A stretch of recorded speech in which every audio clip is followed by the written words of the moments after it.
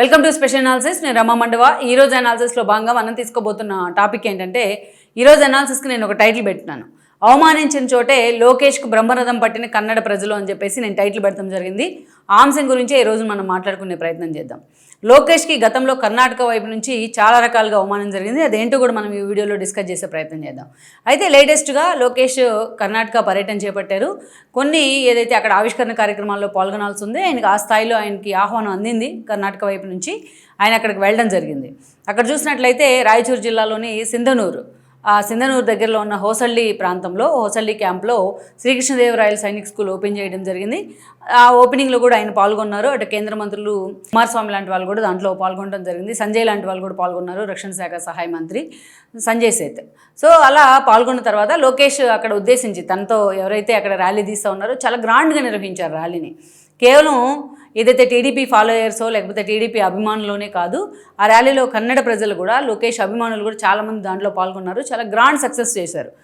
వాళ్ళు ఎక్కడి నుంచి అంటే మొత్తానికి ఆ రోడ్లో, సింధనూరు రోడ్లోనే గంగావతి ప్రాంతంలో వాళ్ళు ర్యాలీ చేయడం జరిగింది. ఆ ర్యాలీ కూడా చాలా సక్సెస్ అయింది. ఇక ఈ క్రమంలోనే స్థానికంగా గంగావతి రోడ్లోనే ఒక కళ్యాణ మండపంలో తన తాత ఎన్టీఆర్ విగ్రహాన్ని కూడా ఆయన అన్వీల్ చేయడం జరిగింది. సో మొత్తానికి అయితే మాత్రం ఆ సైనిక్ స్కూల్లో ఓపెన్ చేసిన తర్వాత అక్కడ వాళ్ళని ఉద్దేశించి కూడా లోకేష్ కొన్ని కామెంట్స్ చేస్తున్నారు. ఈరోజు ఆ ర్యాలీ చూసిన తర్వాత అక్కడ సభ కానీ, అక్కడ తెలుగు వాళ్ళు ఎంతో గ్రాండ్గా నిర్వహించారు. అటు కుమారస్వామి లాంటి వాళ్ళు కూడా ఇనిషియేట్ చేయడం జరిగింది. బీజేపీ నేతలు కూడా కొంత ఇనిషియేట్ చేశారు. చాలా కూటమి వైపు నుంచి ఒక చీఫ్ గెస్ట్గా లోకేష్ అక్కడికి వెళ్ళడం జరిగింది.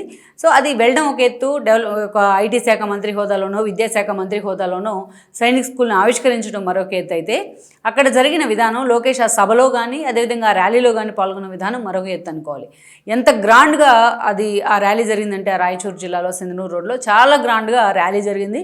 భారీ ఎత్తున లోకేష్ అభిమానులు ఆ ర్యాలీలో ఆయన వెంట వచ్చే ప్రయత్నం అయితే జరిగింది. లోకేష్ కానీ ఆయన పక్కన ఉన్న ఆయన టీం కానీ నిజంగానే ఈ స్థాయిలో రెస్పాన్స్ ఊహించలా కన్నడ ప్రజల వైపు నుంచి. సో నిజంగానే ఇది ఒక ఊహించని ట్విస్టే అనుకోవాలి, అటు లోకేష్కి కానీ టీడీపీకి కానీ. ఈ ర్యాలీ చూసిన వాళ్ళు ఇది ఏమన్నా ఎక్కడైనా ఏపీనా ఇది ఇంత అద్భుతంగా ర్యాలీ జరిగింది అనుకున్న పరిస్థితి ఉంది. ఆ స్థాయిలో అంత గ్రౌండ్ సక్సెస్ అయింది కూడా ఆ కార్యక్రమం. లోకేష్ కూడా ఫస్ట్ టైం వెళ్ళడం ఆయన కర్ణాటక. సో ఈ స్థాయిలో రెస్పాన్స్ వస్తుంది అని కూడా ఆయన ఊహించుండ్రు. అంత గ్రాండ్గా ఏర్పాట్లు చేయడం ఒక ఎత్తు అయితే, ర్యాలీ అంత గ్రౌండ్ సక్సెస్ కావడం మరొక ఎత్తు అనుకోవాలి. సో అలాంటిది లోకేష్ ఎందుకు నేను ఆ టైటిల్ పెట్టున్నాను ఈరోజు అంటే, ఓకే ప్రోగ్రామ్ వరకు బాగా జరిగింది, రెస్పాన్స్ కూడా బాగుంది, చాలా గ్రాండ్గా ర్యాలీ జరిగింది, చాలా భారీ ఎత్తున ప్రజలు బ్రహ్మరథం పట్టారు, ఇదంతా ఒక ఎత్తు అయితే, ఇక్కడ లోకేష్కి గతంలో కన్నడ నాట ఎలాంటి అవమానం జరిగింది అనేది కూడా మనం ఒక టైటిల్లో పెడతాం జరిగింది. ఆ అవమానం జరిగిన చోటే ఈరోజు లోకేష్కి బ్రహ్మరథం ఎలా పట్టారు అని కూడా మనం చెప్పుకుందాం. ఇక్కడ మనం చూసినట్టయితే లోకేష్ గతంలో ఎప్పుడైతే తాను మొన్నటి ప్రభుత్వం ఏర్పడిన తర్వాత ఆ ప్రభుత్వంలో ఆయన ఐటీ శాఖ మంత్రిగా, విద్యాశాఖ మంత్రిగా బాధ్యతలు తీసుకున్నారు.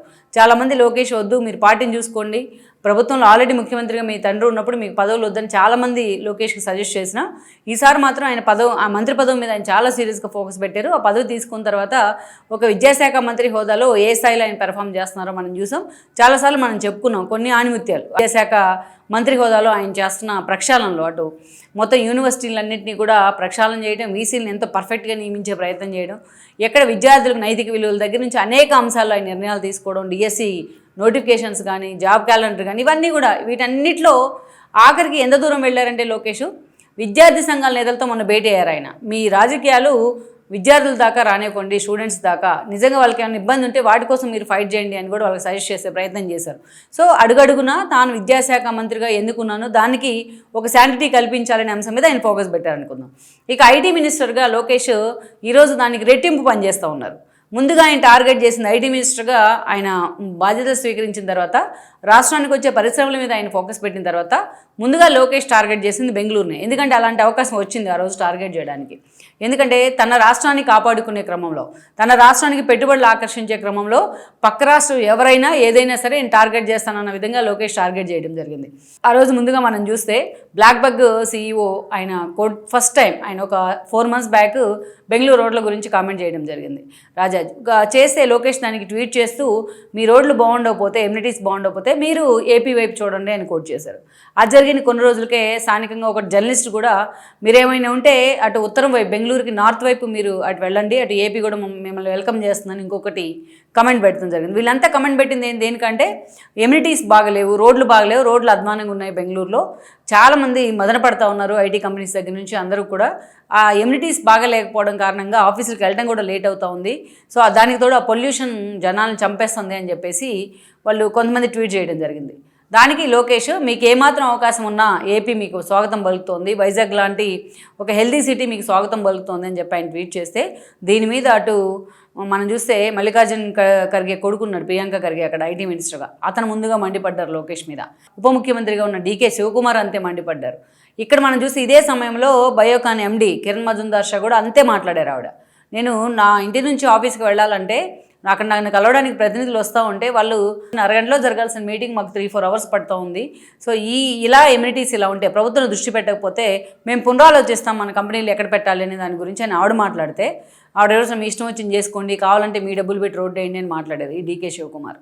సో అలా ప్రతి ఒక్కరు కూడా ఇలాగే స్పందించారు చాలా అంశాల మీద. ఇక ప్రియాంక మల్లికార్జున్ ఖర్గే అయితే ఇప్పుడైతే ఆయన అక్కడ ఇబ్బంది ఉంటే మా వైపుకి రండి అని లోకేష్ ఎప్పుడైతే వెల్కమ్ చేశారో, అలా లోకేష్ని ఒక పారసైట్, ఆ ఏపీ రాష్ట్రం ఒక పారసైట్, అక్కడ కనీసం రాజధానే లేదు, ఎలా వస్తారు ఆంధ్రాకి, లోకేష్ ఒక పారసైట్ లాగా ఆంధ్ర రాష్ట్రాన్ని కూడా ఒక పారసైట్ లాగా చేస్తూ ఉన్నారు, పక్క రాష్ట్రాల మీద పడి బతుకుతూ ఉన్నారు అన్నట్టుగా చాలా హ్యూమిలేటింగ్గా చాలా దారుణంగా మాట్లాడారు ఆయన. లోకేష్ కూడా దానికి కౌంటర్ ఇవ్వడం జరిగింది. మీకు నిజంగా మమ్మల్ని కౌంటర్ చేయాలంటే కౌంటర్ చేయండి, మీ ఈ కౌంటర్ చేయడంలో ఉన్న చిత్తశుద్ధి ఏదో లోకల్గా మీ రోడ్లు బాగు చేయడం మీద, మిగతా అంశాల మీద, పొల్యూషన్ తగ్గించడం మీద ఫోకస్ పెట్టండి అని చెప్పి ఒక కౌంటర్ కూడా ఇచ్చారు. ఈ న్యూసెన్స్ అంతా జరుగుతూ ఉన్న సమయంలో అటు ఎవరైతే ఇన్ఫోసిస్ మూర్తి దంపతులు కూడా ఒక బెటర్ ఎక్స్పీరియన్స్ ఎదురైంది బెంగళూరు నుంచి. ఏమెదురైందంటే ఆ రోజున వాళ్ళ ఇంటికి సర్వే కోసం వెళ్తే దాంట్లో మేము ఆ సర్వే కిందకి రాము, మేము పాల్గొనమని చెప్పి వాళ్ళిద్దరు చెప్తే మీరేమన్నా అతిథులా అని సిద్ధరామయ్య మాట్లాడడం జరిగింది. దానికి చాలామంది కౌంటర్లు కూడా, కుమారస్వామి కూడా కౌంటర్ ఇచ్చారు. మీరు ఇట్లా మాట్లాడుతూ ఉంటే రేపు ఇన్ఫోసిస్ క్యాంపస్ తీసుకెళ్ళి వైజాగ్లో పెడతారు, మీ రాష్ట్రం నుంచి మన రాష్ట్రం నుంచి ఇన్ఫోసిస్ వెళ్ళిపోతే మీరు ఏం చేస్తారని ఆయన కూడా అడగడం జరిగింది. అంటే లోకేష్కి మద్దతు ఇచ్చే విధంగా.